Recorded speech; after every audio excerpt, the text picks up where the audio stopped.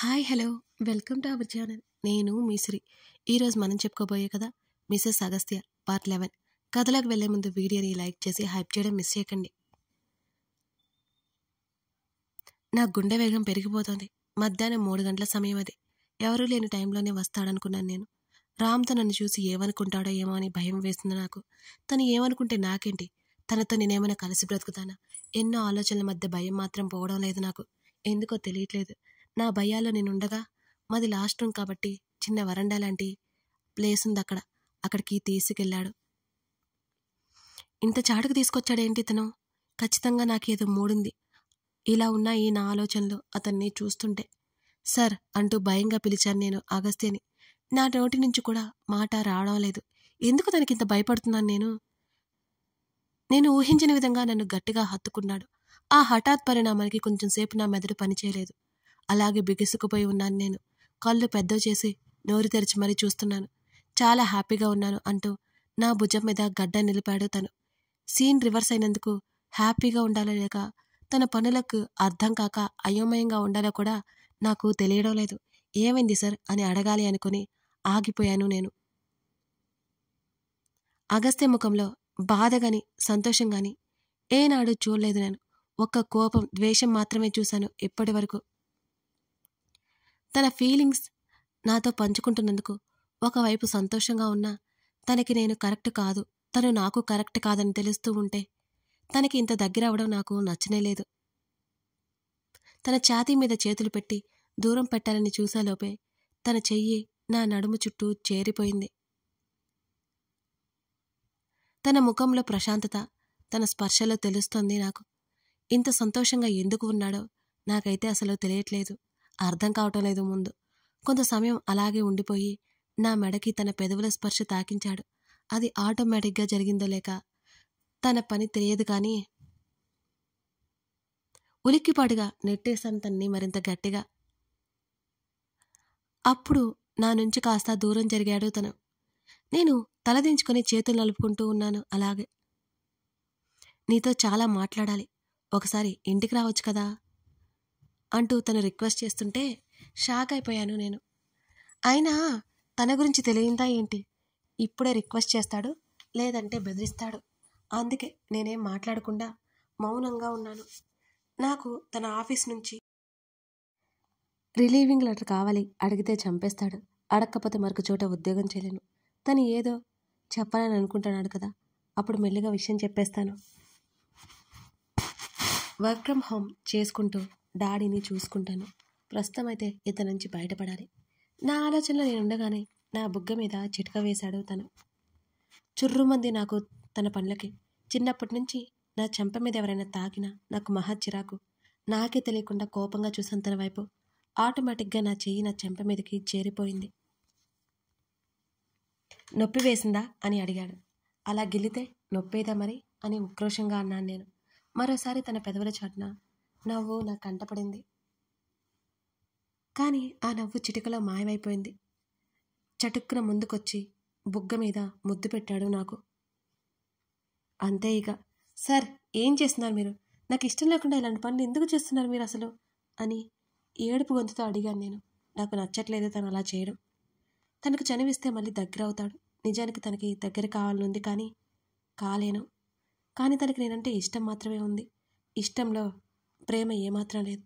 నమ్మకం అంతకంటే లేదు. ఇంకెలా తన్ని చేరుకోవాలి నేను. అందుకే తనకి దూరంగా ఉండాలని గట్టిగా నిర్ణయించుకున్నాను. నమ్మకం లేని చోట ప్రేమ నిలబడదు. మహా అయితే ఇప్పుడు బాధపడతాను. అయినా నాకు పెళ్లి మీద అసలు ఆశలు కోరికలు ఏమీ లేవు. అలాగే ఉండిపోతానేమో లైఫ్ లాంగ్ తన్నే తలుచుకుంటూ. ఏయ్ పిల్ల పిచ్చుక, లుక్ ఎట్ మీ అని పిలిచాడు అగస్త్య. ఆలోచన నుంచి బయటకు వచ్చి కళ్ళు మాత్రం ఎత్తి తన వైపు చూశాను నేను. ఇక్కడ ఏమున్నాయో నాకు తెలుసు అంటూ నా కణత దగ్గర వేలు పెట్టి చూపించి, ఏది ఏమైనా నువ్వు మిస్సెస్ అగస్త్య చక్రవర్తివి అవుతావు అంటూ నన్ను వదిలి,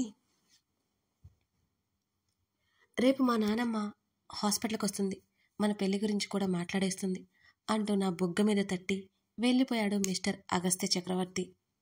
నేను నోరు తెరుచుకుని అలాగే ఉన్నాను.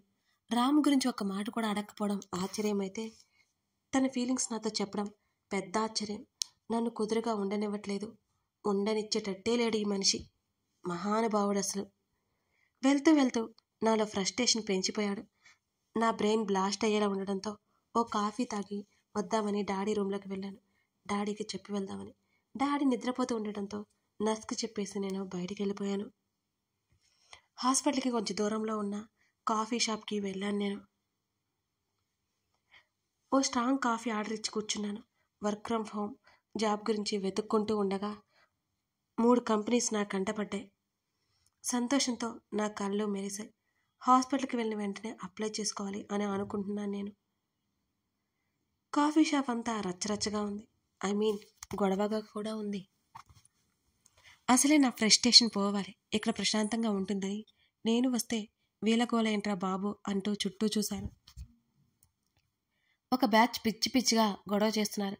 అదే మా డాడీకి సరిగ్గా ఉంటే వాళ్ళు దుమ్ము దులిపేస్తాన్ని.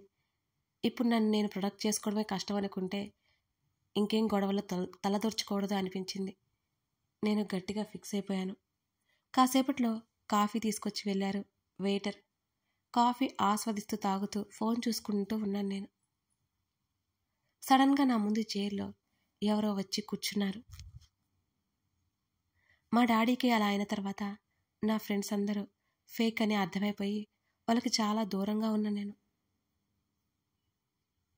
అప్పుడు ఎవరబ్బా వీడు అనుకుంటూ తల ఎత్తి చూసిన నాకు ఒక అపరిచితుడు కనిపించాడు.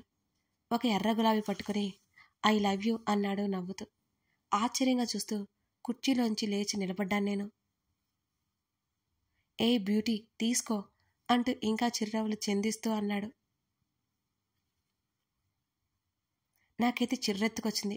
అసలే అగస్త్యం మీద ఉన్న ఫ్రస్ట్రేషన్ ఇతని మీదకి షిఫ్ట్ చేయాలని నా బ్రెయిన్ అయితే తెగ ఫిక్స్ అయిపోయి గొడవ చేయడం మొదలుపెట్టింది.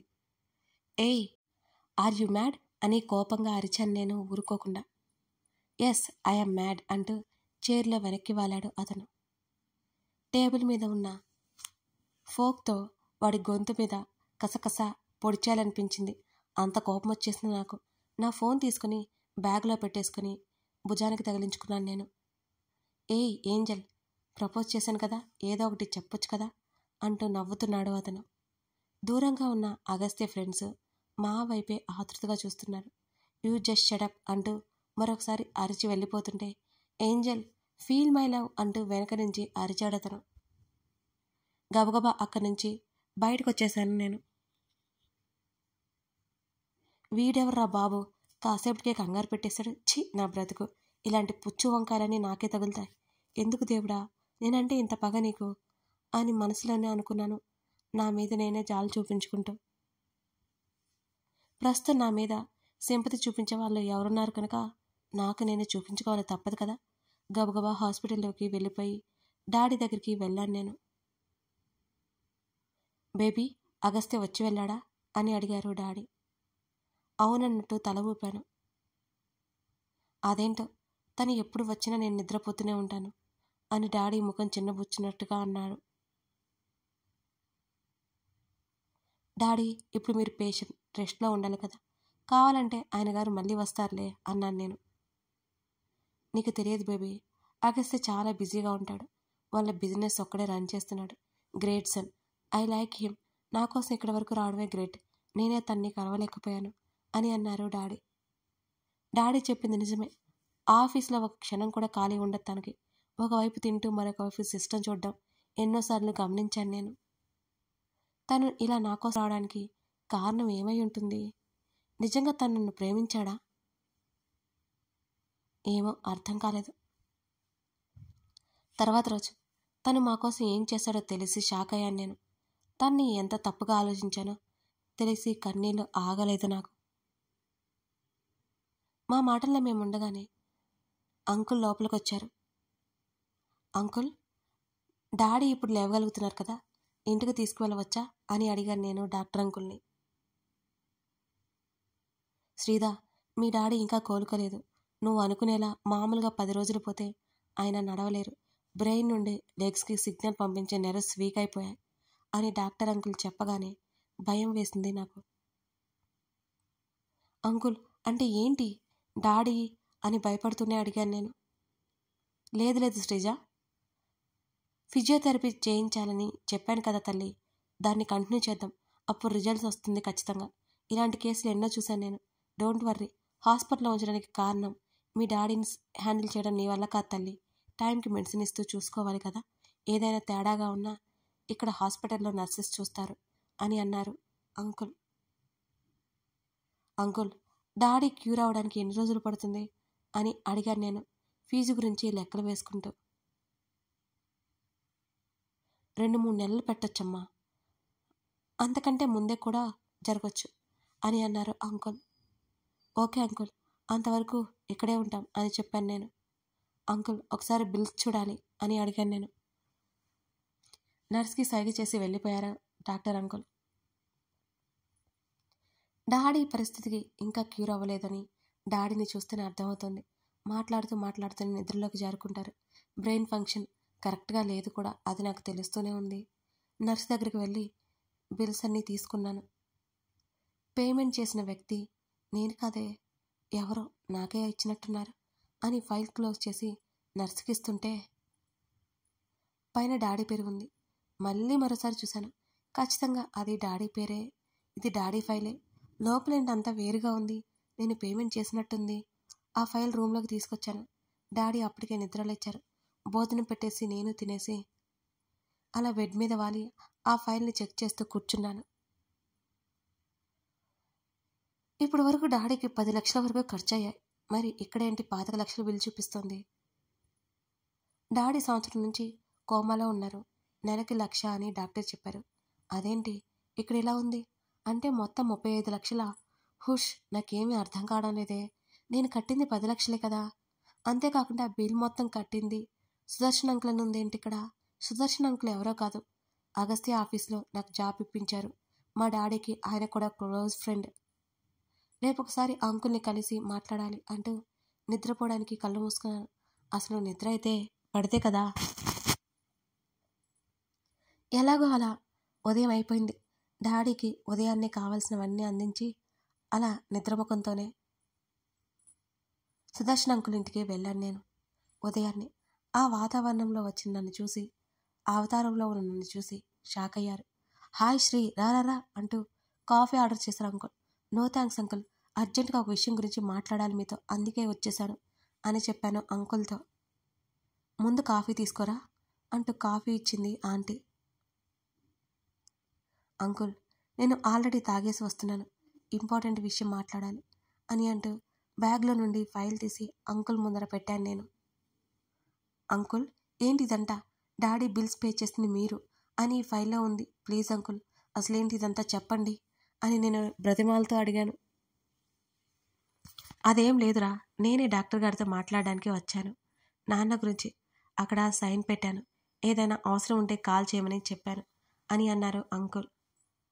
అంకుల్, నాకేమీ తెలియదంత చిన్నపిల్లని కాదు. ప్లీజ్ అంకుల్, అసలు ఏం జరిగిందో చెప్పండి. 35 లక్షలు డాడీ ట్రీట్మెంట్కి అయ్యాయా? అంకుల్, నేను హాస్పిటల్లో పే చేసింది 10 లక్షలు మాత్రమే. ఇక్కడ బిల్స్ మీ పేరు మీద చేసినట్టున్నాయి అని దీనంగా అడిగాను అంకుల్ని. అంకుల్ కాసేపు నసిగారు, ఏం చెప్పాలో అర్థం కాక. అంటే అంకుల్ నసకడంలో చూస్తే ఏదో ఉందని నాకు అర్థమైంది.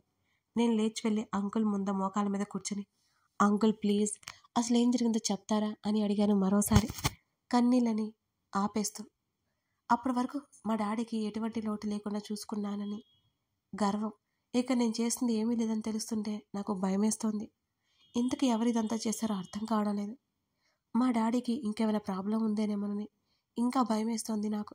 శ్రీ, ఏంటమ్మా ఇది అంటూ నా తలని నిమిరే, మీ నాన్నని బ్రతికించుకుంది మాత్రం నువ్వే, అయినా ఇదంతా నేను చేయలేదు అని అంకుల్ చెబుతుంటే షాక్ అయిపోయాను నేను. మరి అని అడుగుతుంటే చెప్తాను తల్లి అన్నారు చైర్లకు నుంచి పైకి లేస్తూ. నేను అంకుల్తో పాటు లేచి గార్డెన్లో నెమ్మదిగా నడుస్తున్నాను. ఎవరిదంతా చేశారు అనే ఆలోచన నాలో ఎక్కువైపోయాయి.